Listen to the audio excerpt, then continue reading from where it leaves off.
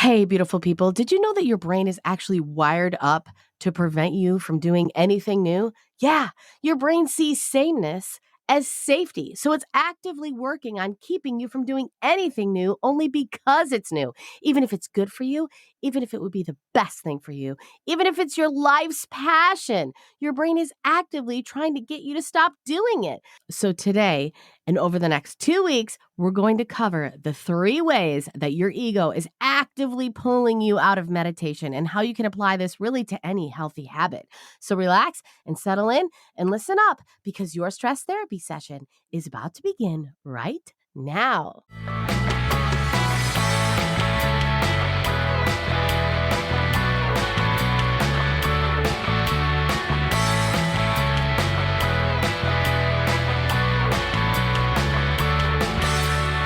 Hey, beautiful people, it's time for some stress therapy, a podcast about how to meditate and get better at stress for people living in the real world. Finally, a place to park my 25 plus years of experience of working as a psychotherapist in the mental health field. And now your host, me, the stress therapist, Sherry Flake.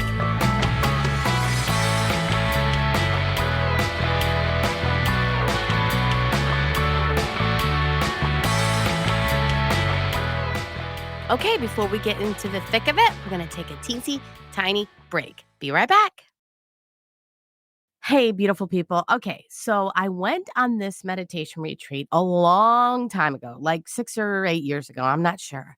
And it was at a Buddhist monastery, and there was a monk there who taught us hindrances. Now, these are different than the Buddha's hindrances. I know he has like a list of hindrances, but he just taught us these 3 hindrances to meditating every single day. What the problems are when you go to meditate, why you stop, why you can't sit there that long, why you can't show up every day, whatever the reason is. And I will tell you, these 3 things have been so helpful for my personal practice and for teaching my clients how to make meditation habitual that I really want to make sure that I share them with you because once you know what they are, you can actually grapple with the idea of what they actually mean, which is really like nothing. They don't mean anything. It's just your ego's way of getting you to stop. So today I'm going to introduce one, and I'm going to introduce one every week for 3 weeks because there are 3. And I want to introduce them each week separately so you have an opportunity to get an idea of which one really applies to you the most, because usually people identify with one more than the other 2, and to kind of notice your practice as you go along that week and see how you handle it. See if you notice it. See if you can get past it, right? Because really that's the goal.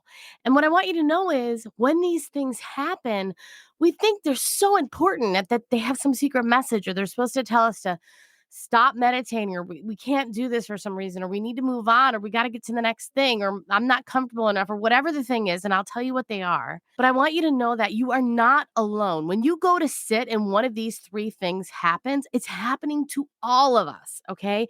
And we're all having to deal with it. So I want to give you very clear advice for each little hindrance. And I want you to see when it happens to be able to pick it out, name it, label it, and get past it so you can get back to sitting every single day. Because again, the benefits are astounding. I want you to be an every single day meditator. I want you to meditate like you brush your teeth. I want you to meditate like you take a vitamin. I want you to meditate like you put your keys in the same place every damn day. I want you to show up no matter what. And these 3 things can really stop you. Okay. So that's what we're going to be doing. I'm super excited. So today we're going to talk about the first one. Okay. So I think it's only fair that we mentioned right off the bat that meditation is a lot different than any other behavior that you're trying to make habitual because every other behavior that you're trying to make habitual, you can use your ego in order to get you to do it, right? So today I went to the personal trainer. We lifted a little bit. I can get myself over there by saying things to myself like, I'm going to be stronger. I'm going to look amazing in this dress. I'm going to look good for this particular event. Or I'm just going to look amazing. I'm going to be thinner. I'm going to be better. I'm going to be happier. I'm going to be in a better mood. This is going to help with menopause, whatever it is. Okay. You can get all excited and use your ego to get you to do it. If you're a runner, you can say, well, I'm going to know my neighbors. I'm going to get a dog. I'm going to be, a part of this running community. I'm going to go to this blog and I'm going to get these amazing shoes and I'm going to do whatever. When you go to sit to meditate, you're supposed to leave your ego behind. That running commentary of thoughts that you're listening to all day long are what you're trying to eventually lessen and a little bit quiet, right? By focusing on one thing, right? Not nothing, but just one thing. And so you can't bring your ego along with you.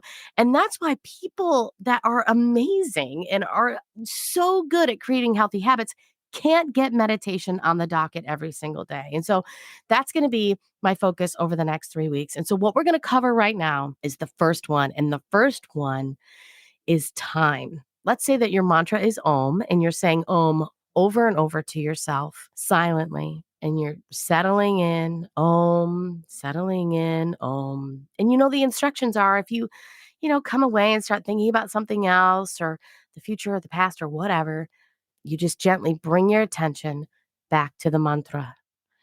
Om, Om.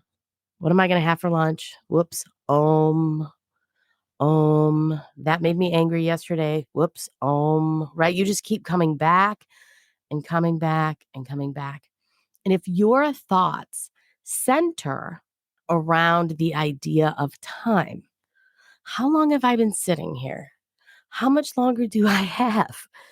Is Sherry crazy? How does she do this twice a day for so long or whatever, right? Time is the first one. Thoughts about time. When is it over? When did it begin? How much longer do I have? Should I look at my clock? All of this resistance, right? All of this like obsession with time and what's going on with time. This is the first one.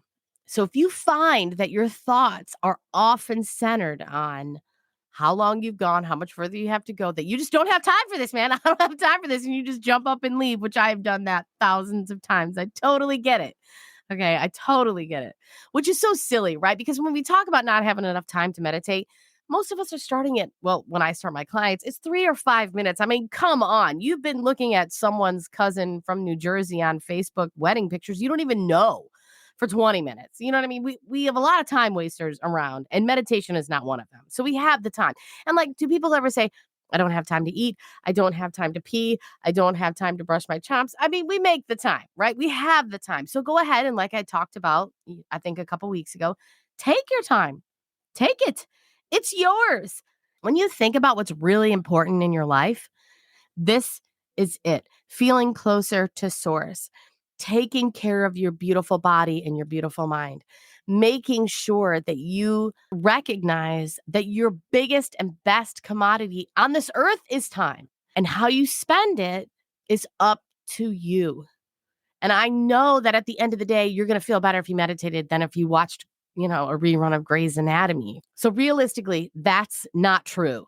Okay, we can say that when that thought comes up, I don't have enough time or whatever, that's not true. And then when we have thoughts about how much longer or how long have I been sitting here, remember, you've set an alarm. And so you are allowing that plan to unfold, and you're going to sit there anyway. You're going to sit there anyway, even if it feels like it's been an hour, even if it feels like it's been twice as long as you promised you would sit, you're going to sit there anyway until you hear that alarm. So just know time is number one. Thoughts about time. So if you go to sit this week and you notice that you have thoughts about time, I want you to label it and go, oh, I'm having one of those hindrances. It's one of those time thoughts. I'm having thoughts about time. You will be shocked to watch it dissipate relatively quickly. Now, will it latch on to some other thing? Maybe. We're going to cover those in the next 2 weeks. So here's something kind of funny about the whole time thing. When my husband and I decided we would work on this a little bit, he decided that every time he had a thought about time, whether he was meditating or not, he would say to himself, time expands for me. Time expands for me. I have more than enough time, right? Like, this is the idea. Remember your 400 billion bits. what you think about, you bring about, whether you believe it or not. So he started to like live by this and he was like, oh my gosh, time really does expand for me. Like it really worked for him. So I'm just saying, what if it works? So I have a really cool book recommendation and I'm going to give it to you right after the break. We're going to take that break right now. Okay, so we're back, and I want to tell you a book recommendation that I have. It's by Eknath Eshwarn, and you can always go to my Goodreads profile. Just look for Sherry Augustine Flake on Goodreads. You can see what I'm reading. I read a lot of self help, a lot of spiritual books, a lot of psychological thrillers and memoirs. And if you want to go there and see what I'm reading, you can see what I thought of certain books before you buy them or read them. And listed there, I have a book that I'm currently reading, and I'm not usually in the business of recommending a book I have not finished, but I'm almost done with this book. It is absolutely phenomenal, as are all of Ishwaran's books. And you can look in the show notes for this book. It is called Take Your Time: How to Find Patience, Peace, and Healing. Now, this totally ties in with what we talked about last week about taking your time. And this week, about knowing that thoughts about time will hinder you, will keep you from your meditation practice. And just knowing that is the first step and often just clears away the problem. I mean, enormously. Yes, it might come back. Yes, you might still have it, but it will not affect your practice like it has in the past. I promise you. Anyway, check out that book. I absolutely love it. I'm enjoying this book so much. I even have this necklace that my friend Whitney made with Whitney Howard Designs. If you want to go to whitneyhowarddesigns.com, oh my gosh, she has the coolest stuff there. And I have this necklace that she gave me. It's got a little cute little turtle on it and it says, take it slow. And I am really, really working on this right now. Try to move slower, think slower, not fill my day up and pack it in with so many things. Be in the very moment that I am in, reel myself back in, and just move slower. And I'm really trying to live by this. And I will tell you, just in the past few weeks, I'm a little bit different, right? I'm a little bit better than I used to be. And hopefully soon I'll be a little bit more better than I used to be. And after a while, you're a lot better than you used to be. And that's why we keep working, we keep showing up. And so let's do that. Let's do that right now. Let's show up and have a time honored meditation together right now.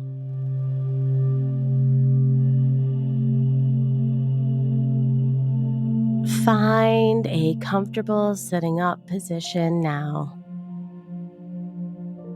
Decide in your mind right now, because that's all you have is now, that you're going to take some time. Take your time and sit quietly, calmly, peacefully, or as best you can, just for the next few minutes or so. Even though your ego can hear you thinking, you can still trick it. Your ego knows that you value time more than almost anything else. And so it uses time to get you to stop meditating. But today, you're going to get the upper hand. Decide now that every time you hear a thought or witness a thought about time, that you label it. Oh, there's the time thinking. There's me wondering how much longer I have or how long I've been sitting here, and you simply come back to the mantra time and time again. Today, your mantra is a time-honored mantra. It's Om. Om, the hymn of the universe, silently repeating to yourself over and over, Om, Om, Om. And when your thoughts move to anything other than Om, you just keep gently bringing yourself back to Om. time and time again. If your thoughts have to do with time, you notice it, label it, maybe even smile to yourself, and come back to Om, Om, Om. I'll be back in a few moments to gently guide you out.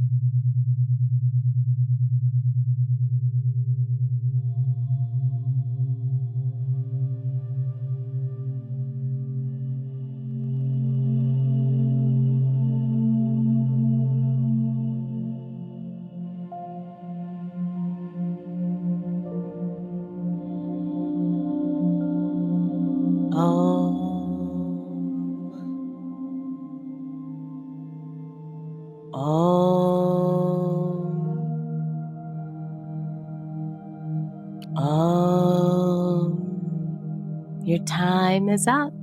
It's time. Take a long, slow, deep breath in your nose. Let it all go out of your mouth while you release the mantra. And take another long, slow, deep breath in your nose, awakening, remembering where you are and what's going on, letting it all go out of your mouth. And one last long breath in your nose, and let it all go out of your mouth. And when you're ready and you feel like it's time, you can open your beautiful eyes.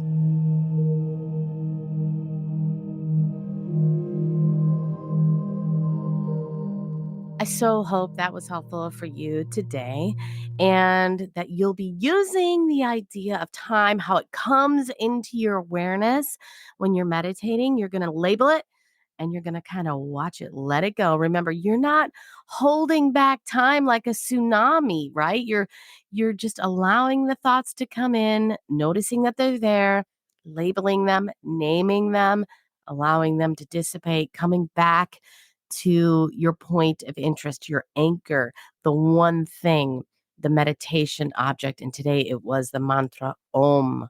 I will see you next week. And the week after that, we'll get into the second and third hindrances to meditation, hindrances to keeping meditation a daily practice, a lifelong, every single day, no matter what practice. That's what we're aiming for. And remember, I love you guys to pieces. Let me know what you want, what you don't want, what you enjoyed. Put your review up on Apple Podcasts or Spotify. If you like the podcast, that means the whole world to me. And I'll read it on the podcast. I'll read it live. I would love, love, love to have you on a retreat. If you really want to dive into your meditation practice, come to the beach with me. We're going to be at Jekyll Island in a couple of weeks.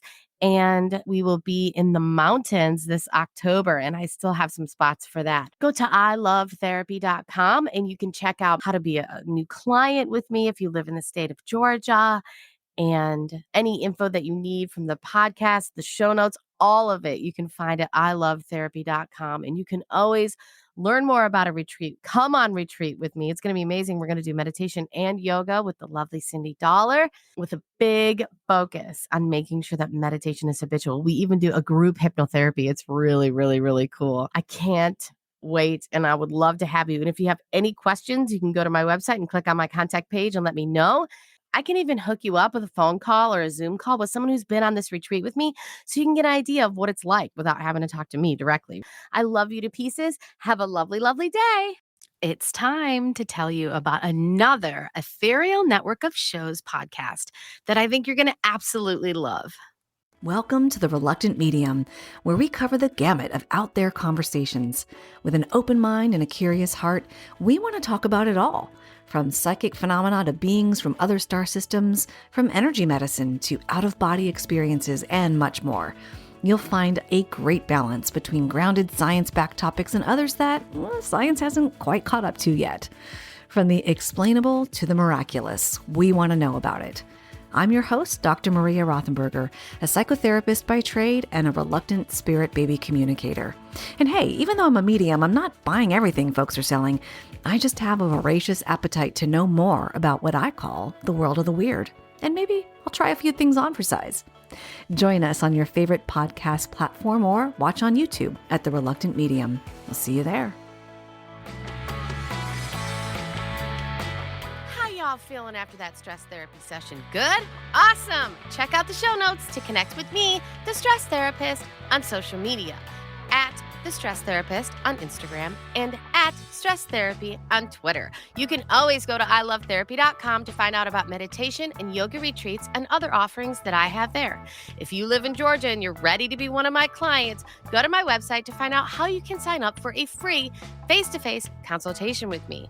At the very least, jump on my mailer so you don't stress or miss one thing. Until next time, have a lovely, lovely day.